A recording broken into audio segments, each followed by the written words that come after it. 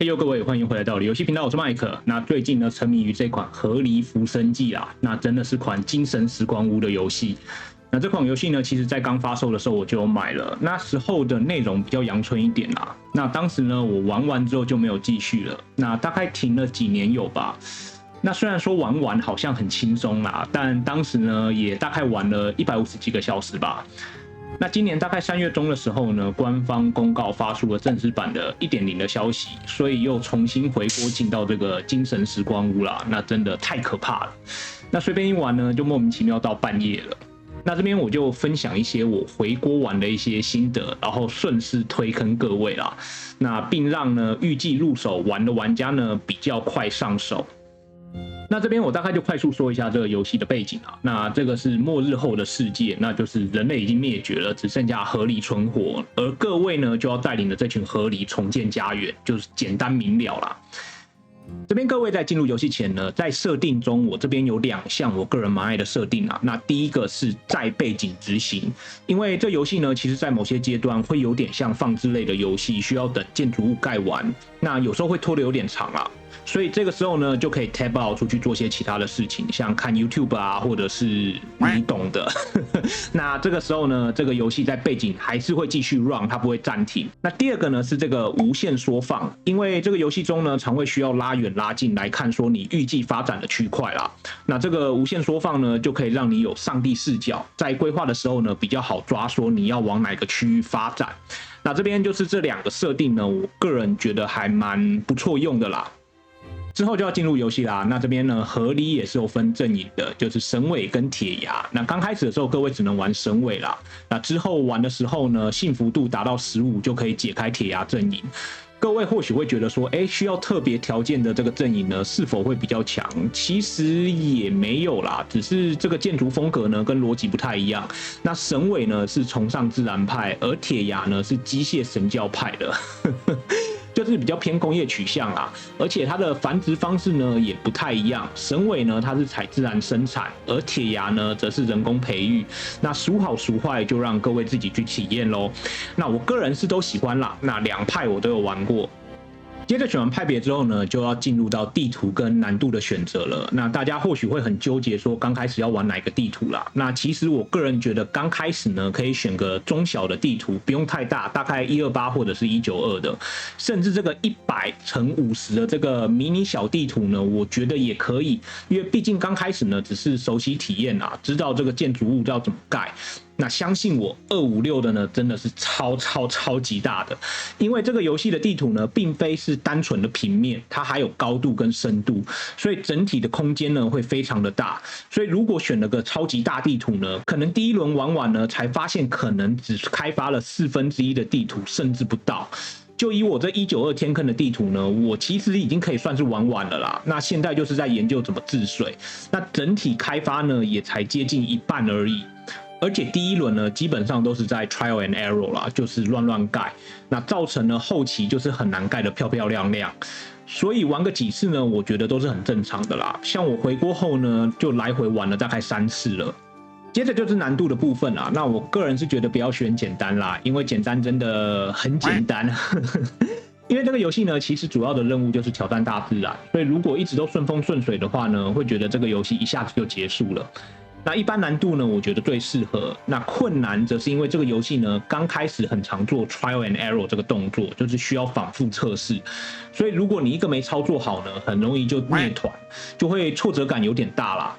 而且说实在的，这个困难呢，其实就是把天灾的时间给拉长。而天灾这段时期呢，其实这个材料的产能呢，就是减半，造成这个游戏时间拉长啦。所以我觉得一般难度呢是蛮适合的，就是可以挑战大自然，同时又可以兼备建设自己的河狸小帝国。或者各位想要克制自己的难度呢，也可以。接着这边进到游戏中呢，刚开始各位一定觉得风和日丽啦。那刚刚有提到天灾的部分，那这个游戏呢共有2种天灾，干旱及恶水。那在这个方正的世界中呢，各位可以看到唯一不方正的就是水了。那这边各位在往后的游戏中呢，大概7、8成的时间大概都是在跟水奋战吧。所以各位呢就要想说，在风和日丽的时候呢，如何保住干净的水源，以度过干旱及恶水。而干旱呢，顾名思义就是它的水源出水口呢会停止供水，那这个时候呢，各位就只能靠留下来的干净水源度过这段时期。而恶水呢就比较麻烦了，就是据说这个是当时人类遗留下来的污染产物啦。因为恶水的概念呢，相当于干旱，就是它比干旱更强的是说，它所流经之处呢，都会造成污染，导致农作物坏死。所以各位呢，就要想说，在恶水来临前呢，先想好要如何分流，让干净的水呢流入市中心，而恶水潮来临时呢，则可以将其导入其他的区块，甚至是地图的外围啦，亦或者是利用其同样是水的特性，让其发电。那这也回到我前一点我说的，就是刚开始呢难度一般即可，因为困难的话呢，其实建设、合理的饥饿度等基本上都一样，但是它的天灾的时间呢会拉得很长。一般的难度呢顶多大概1个礼拜吧，但困难呢则是会到30天。所以如果刚开始没有控制好水源，可能就会造成水及食物补给不给，瞬间灭团，就会很绝望啦。这边介绍完游戏中的天灾后呢，接下来就要讲一下这个游戏界面了啦。那左上角呢就是你人口的所有资讯，那最常看的其实都已经帮你放到页面上了，就是各位城镇的合理人口数，这边有成年及幼年的小合理。那这个游戏呢，其实做很多事情都需要时间，并非就是合理出生后呢就可以直接开始工作，还需要等其长大。而农作物呢，跟树也是同样的道理。那再来第二栏位呢，则是城市中可让合理居住的床数。那各位刚开始呢，势必一定要造房子嘛。那省委如果有房子呢，晚上休息时，他们就会嘿嘿嘿来生小河狸，借此繁衍后代。那再来第3栏呢，则是工作中的合理及职位空缺以及闲置的合理。那这几个栏位很重要，为什么？就是让各位来控制人口，因为这个游戏呢，人口最好就是刚刚好，不要过于不及。那人口过多呢，会开始有许多冗民，那他们同样会消耗食物，但不是生产。那人口过少，则会造成许多工作岗位无人操作。那各位可以看到，就是每造一个建筑呢，都会需要一个特定的合理数来操作。所以如果过度发展呢，而人口跟不上，就会造成生产力不足的状况。而如果要细项的话呢，则可以点左上角的这个管理定居地来细看。接着则是这个绿色栏位的幸福度，那这个很显眼，为什么？是因为开心的合理呢才是好合理。那因为幸福度越高呢，合理的工作效率、移动速度及生命周期就越快越长。那怎样可以让他们开心呢？那这边各位可以点进去细看他们的这个需求，然后看如何满足。但各位其实刚开始的时候，只要抓住食衣住行娱乐这个顺序重点呢，基本上就成功一半了啦。因为吃跟喝呢，如果你没有办法满足合理的话呢，幸福度是直接倒扣10的。所以与其在那边搞一堆娱乐建设呢，喂饱合理才是首要目标啦。接下来旁边的栏位也很显而易懂了，就是各位所拥有的各种材料还有食物的总量。那这边要稍微注意的是说原料跟食物的部分。那这个游戏的食物呢，有些是可以直接采了就可以生吃，譬如像刚开始的蓝莓，还有这边省委的红萝卜。但有些食物呢是需要经过处理才能够吃的，譬如像马铃薯。所以各位要注意栽种食物的时候呢，不要一步登天，选一些比较复杂的食物啦，譬如像小麦，因为小麦需要磨成粉，那需要磨坊，而磨坊呢需要动能，而动能呢需要水车或者是风车发电才能够运作，那之后呢还需要面包坊来制作，就会造成初期呢营运困难，进而导致合理饿死灭团啦。另外，这个游戏也很吃重就是未雨绸缪这个概念，就是在普通日呢生产多余的水、食物或者是材料，记得透过仓储将其保存起来。因为各位可以看到，就是生产建筑呢，虽然都可以保存一定数量的食物或者是材料，但满了之后呢，它就会停止生产，造成就是生产力浪费了。所以记得透过就是仓储储存以备不时之需。而且这个游戏呢，水跟食物呢永远都不嫌多啊。而右上角这个区块呢，则是类似整体的地图资讯。这边全域检视的意思呢，是倘若在地图中你有开第2个城镇的话，就会有多的其他城镇选项让你检视。那为什么要有新的城镇呢？就如同一开始我所说的，就是有些地图呢它非常非常的大，那有些地方呢因为河狸要过去会非常的远，造成运输上呢比较没有那么有效率。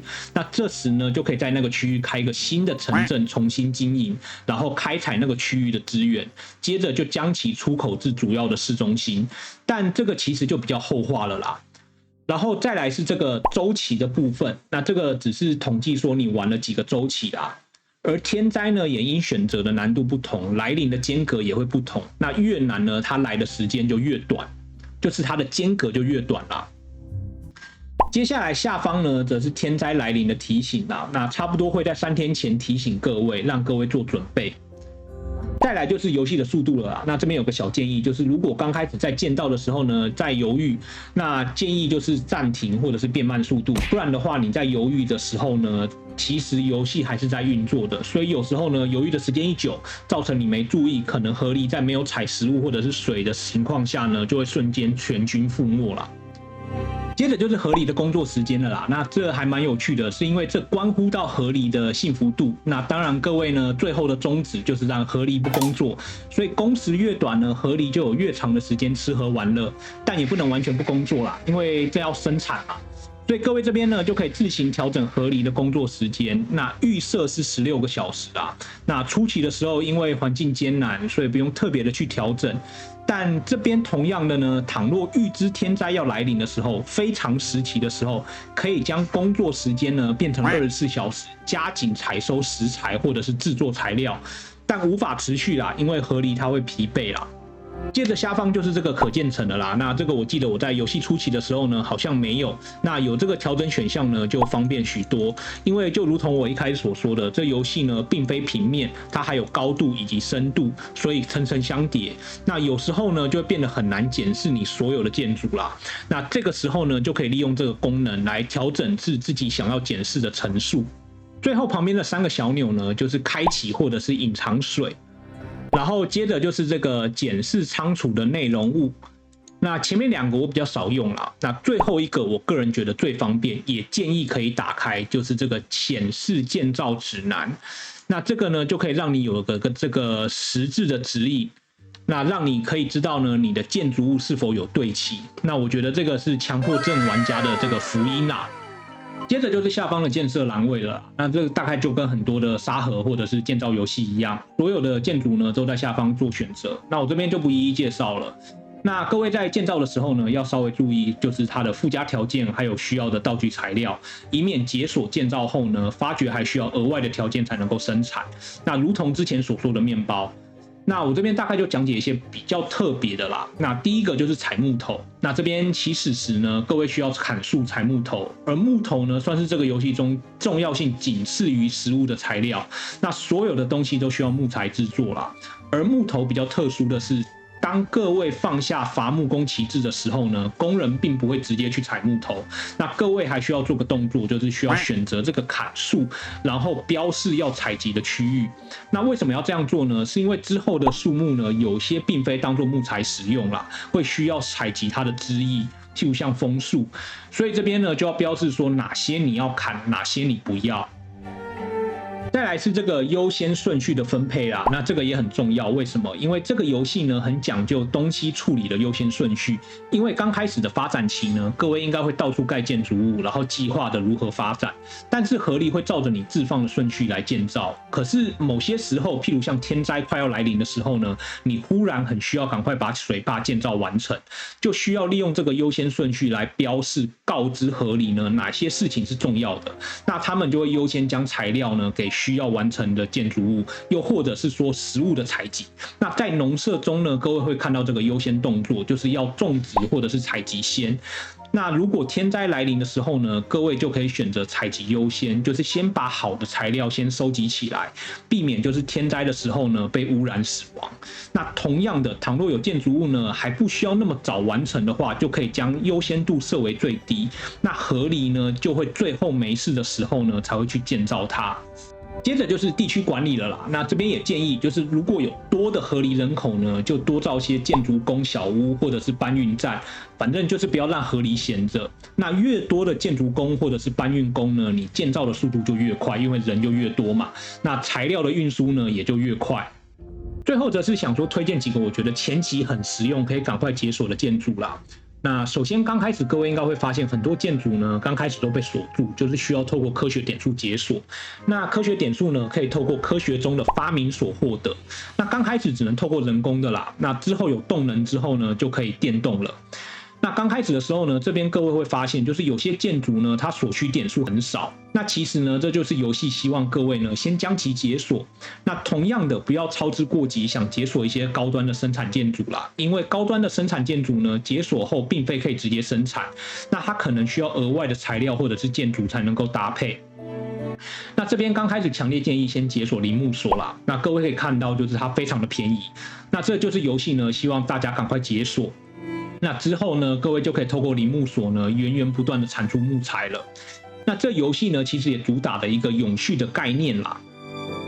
那接着就是土地改造中的这个防洪体，那这个我相信呢，不会没有人不解锁吧？那别看它四四方方的，它建造水坝、垫高地形，无一不靠它。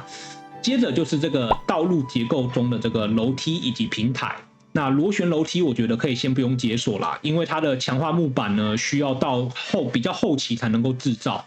那有这4样东西呢，基本上就可以平安的度过游戏的前期了啦。最后以上就是我最近玩这个河狸浮生记的一些小心得啦，反正就是抓住食衣住行娱乐这个顺序重点，然后水、食物、木头这个顺序。因为有水就有食物嘛，那有食物河狸就有力气砍树砍木头，那这就等于是说能够控制水呢，这个游戏其实也差不多就成功了。那虽然影片一开始有说这个游戏有结束，也就是盖出类似世纪帝国的这个奇迹，但说实在的，其实能够完整的控制水呢，我觉得才是真正的游戏结束啦。这也就是为什么很多玩家努力的都在研究如何控制着水源，而不是建造奇迹。那最后呢，这边也祝各位预计入坑的玩家呢游玩愉快。那以上就这样，那这边我们就下次见喽，拜。